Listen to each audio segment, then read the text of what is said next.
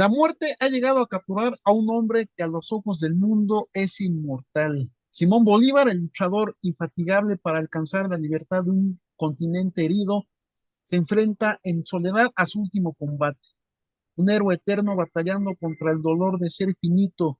En esta emocionante novela, la prosa minuciosa y poética de Fermín Goñi se aleja de los retratos comunes sobre Bolívar, retratos que lo exhiben como inmutable, como una estatua, y le ofrece al lector un nuevo que alumbra la faceta frágil, terca, sensible y humana de un hombre en agonía. Se trata del libro Todo llevará su nombre, publicado por el Fondo de Cultura Económica, y pues le damos la bienvenida aquí, que va a platicar con nosotros el maestro Fermín Goñi. ¿Cómo está? Pues muy bien, Asael. ¿Y vosotros? Pues aquí agradeciéndole esta entrevista para hablar sobre esta nueva publicación, Todo llevará su nombre. Y bueno, yo quisiera preguntarle primero, ¿cómo surge la idea de escribir Todo llevará su nombre? Bueno, todo llevará su nombre es parte de un proyecto, la trilogía sobre la independencia sudamericana, y este es uno de los de las tres novelas. Yo no soy historiador, yo soy un simple escritor. Entonces, la primera novela se titula Todo llevará su nombre, que narra fundamentalmente la aventura fuera de lo normal, estratosférica, el general Francisco de Miranda, el precursor. Está Todo llevará su nombre, que es la crónica de la muerte anunciada del general Bolívar, y está la tercera novela, que es Un día de guerra en Ayacucho, que narra los pormenores de la batalla más importante y la decisiva, en 1824, en la cordillera, en el Perú, en los Andes, a casi 4.000 metros de altura, la mayor batalla que ha habido nunca en la historia de la América del Sur. Por lo tanto, esta es una parte, pero quizá pueda ser la más importante porque, claro, es la novela dedicada íntegramente a Bolívar y a ese proceso tan lamentable que le lleva a morir. ¿Por qué novelar sobre el militar y político Simón Ah, Bolívar, mejor sí, conocido sí. como libertador, hoy fundamental de la independencia de lo que hoy son Venezuela, Colombia, Ecuador? Bueno, sí, y el Perú, y en fin. Y, bueno, pues porque es una figura fundamental en la historia de la humanidad, no solo en la historia del sur de la América Latina. Bolívar es una persona que probablemente será, seguramente, la única persona que, teniendo un papel protagónico en la historia universal, a día de hoy, en 2023 y en el mes de octubre, seguimos hablando todos los días. Utilizamos el término bolivariano, bolivarense, en fin, utilizamos su apellido. Tiene una gesta militar muy importante. No dejó teoría política escrita, pero tenemos sus 11.000 cartas, casi 12.000, mm, que son imprescindibles para saber, para conocer cuál fue la vida de Bolívar y qué era lo que pensaba en los momentos decisivos, no decisivos, eh, eh, donde cuando estaba más emotivo o menos, o cuando escribía cartas de amor a sus numerosas amantes. Bolívar es un personaje único, irrepetible, eh, y además poliédrico. Desde el punto de vista literario, para un escritor como yo es maravilloso. Lo que sucede es que hay que investigar mucho, y claro, cada una de estas novelas que he citado antes, pues me ha costado prácticamente 5 años escribirlas. ¿Cómo era realmente Simón Bolívar? ¿Se podría considerar a Simón Bolívar una especie de Napoleón Bonaparte latinoamericano, aunque su objetivo fuera la liberación de la patria española y no expansionista? No necesariamente. Ten en cuenta que Napoleón invadió prácticamente toda Europa menos las islas, ¿no? Las islas de Gran Bretaña e Irlanda. Bolívar lo que hizo fue, en un momento dado, porque Bolívar no es independentista de primera hora, no lo es. Él es un discípulo de Francisco de Miranda, con el que acaba mal, pero en fin, es un discípulo de Francisco de Miranda y aprende las nociones básicas en fin, de lo que son los movimientos de emancipación cuando conoce al general Miranda en Londres. Pero una vez que Bolívar, que es un joven muy impetuoso, eh, eh, es consciente de que su papel en su país y en la región, en América, va a ser el de guerrear, lo asume con tal determinación que, comenzando prácticamente él solo, acaba liberando, pues fíjate, desde de costa a costa, digamos, ¿no? Del Caribe al Pacífico. Y eso lo miras en un mapa de América, es una extensión enorme. Y hay que ponerse además en la siguiente circunstancia. Todo hay que contemplarlo tratando de hacerse una idea de cómo era el mundo en 1818, 20, 24 o 30, cuando muere él. Pero claro, si lo analizamos con la perspectiva de 2023, es que entonces no entenderemos nada. El mundo era otro mundo, absolutamente, bueno, tiene nada que ver, ¿no? Y Bolívar, con todas las dificultades, logró vencer al ejército, en aquel momento era uno de los ejércitos más mejor formados del mundo. En fin, la caballería de los realistas era reconocida como la mejor caballería del mundo. Bueno,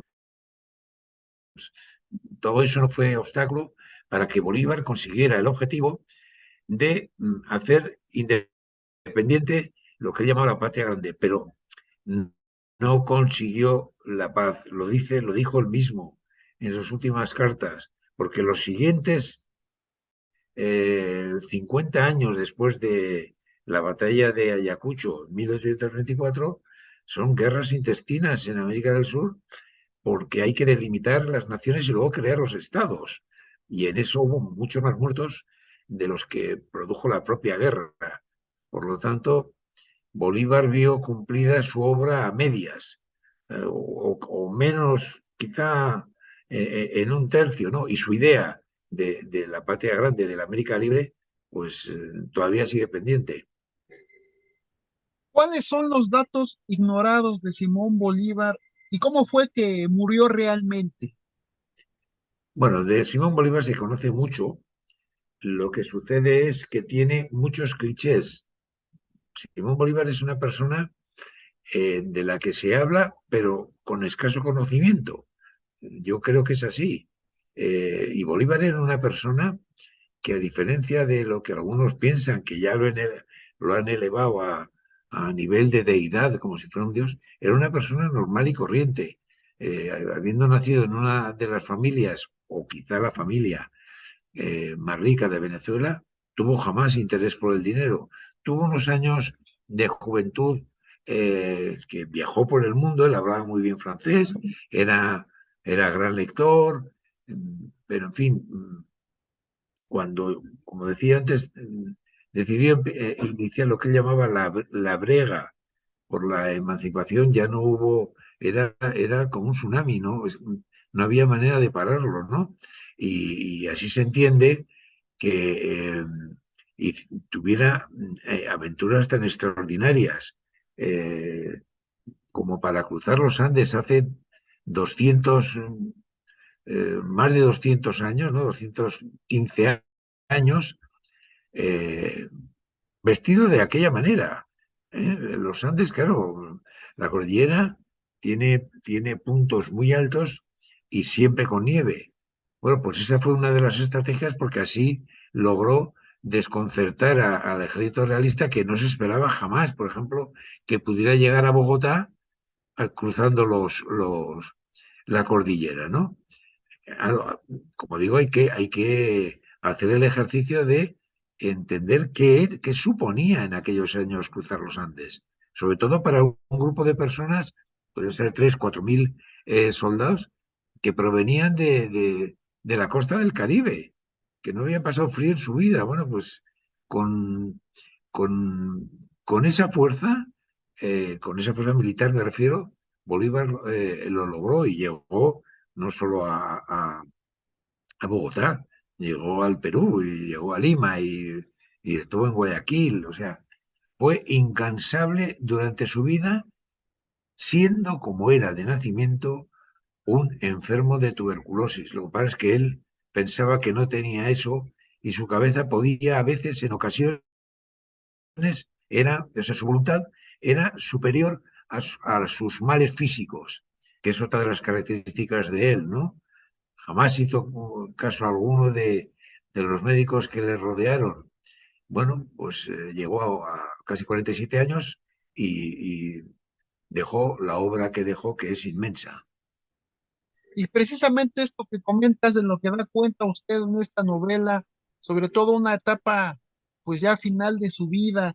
Y yo quisiera preguntarle también, eh, cuál es el legado de Bolívar como prócer de la independencia sudamericana? Bueno, es una pregunta de difícil respuesta porque, como decía antes, Bolívar no escribió, al margen de las cartas, no hay un libro con teoría política o reflexiones sobre lo que fuera, ¿no? De él no existe. Hay que seguir el pensamiento de Bolívar a través de sus cartas. Eh, la idea era bien clara, liberar América, toda la América que estaba bajo el dominio de la monarquía hispánica, ¿no? Y él lo consiguió en su parte, porque México es capítulo aparte por su dimensión enorme. México es en sí mismo es un continente prácticamente, ¿no? Y por su población y porque además ya tenía su proceso iniciado, pero sin embargo hay una carta en la que Bolívar dice que vamos a ayudar a México, por ejemplo, y hay uno de sus generales que está a punto de embarcarse con Mina desde Haití para iniciar la guerra contra la tropa realista. Y, y- y- y hay otro elemento que es eh, prácticamente tener el control de la América del Sur. Ordena a uno de sus lugartenientes, Ibarra, general, que comience a preparar los planes para y Puerto Rico, nada menos, ¿no? Por lo tanto, Bolívar es que eh, hasta 2 años antes de morir fue una persona que no paró, o sea, que no tuvo vida, pero 2 años antes de morir en Santa Marta tuvo el atentado en Bogotá en septiembre en 1828 y aquello fue un golpe tremendo para él, porque sintió que es que lo querían matar y era cierto, ¿eh? Había un grupo que lo querían matar porque pensaba que se iba a convertir en un dictador, en un rey, en un, no sé, en un emperador, en otro, en un Napoleón Bonaparte cualquiera, ¿no? No, yo creo que no era así, pero lo intentaron matar, no lo consiguieron, y cuando ya está en sus últimos días se entera de que a quien él consideraba prácticamente su hijo putativo, que es el general Sucre, lo han asesinado en Marruecos, camino de Quito, y eso es ya la última puñalada que él recibe porque él dice que esas balas que matan a Sucre, la bala que mata a Sucre, que es una bala que le da directamente en el corazón, iba dirigida a él.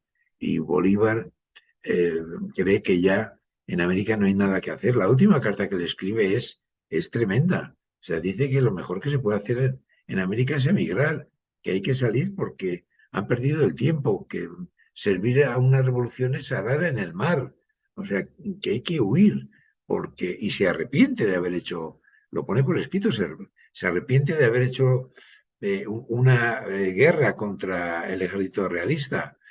Bueno, en fin, Bolívar ya estaba herido de muerte, ¿no? Entonces, hay que tomar esas palabras en la justa medida de la desesperación de una persona que siente que ya va a dejar este mundo, ¿no?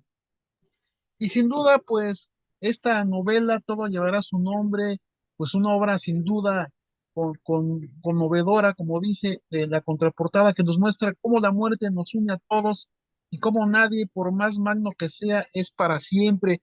Y bueno, a usted lo vimos recientemente en la Feria del Libro del Zócalo presentando esta novela. Habrá más encuentros con los lectores porque es una novela que da pues para intercambiar puntos de vista, ¿no? Sí, efectivamente, sí. Bueno, mi siguiente encuentro es dentro de 12 días, el 8 de noviembre, en la Feria Internacional del Libro de Venezuela en Caracas, y eso es lo más inmediato que tengo ahora. A partir de ahí ya no lo sé porque no depende exclusivamente de mí, sino depende del Fondo de Cultura Económica, que es mi editorial y es la mayor editorial del mundo en español, ¿no? Pero a mí me gusta debatir con mis lectores, o sea, se aprende muchísimo, ¿no? Cuando hablas con la gente que te ha leído. Es bueno para ambas partes, para el que escribe y para el que lee. Pero ahora mismo no sé dónde estaré, pues no sé, dentro de 2 meses, no lo sé. Eh, un día de guerra en Ayacucho, todo llevará su nombre. ¿Qué seguirá después? Pues mira, sigue después una novela que sale en España en un mes, más o menos, que se titula El crimen de la línea recta. No tiene nada que ver, no es histórica, no tiene nada que ver con, bueno, no es histórica, es un thriller cercano a la novela negra y eso es lo más inmediato. Es decir, yo no paro, no paro. Lo que sucede es que yo creo que mi contribución, mi modesta contribución, mi pequeña contribución al conocimiento de lo que fue la figura de Bolívar y esa lucha por la independencia en América del Sur, de momento se ha acabado, porque yo ya he escrito entre las tres novelas prácticamente 1000 páginas, ¿no?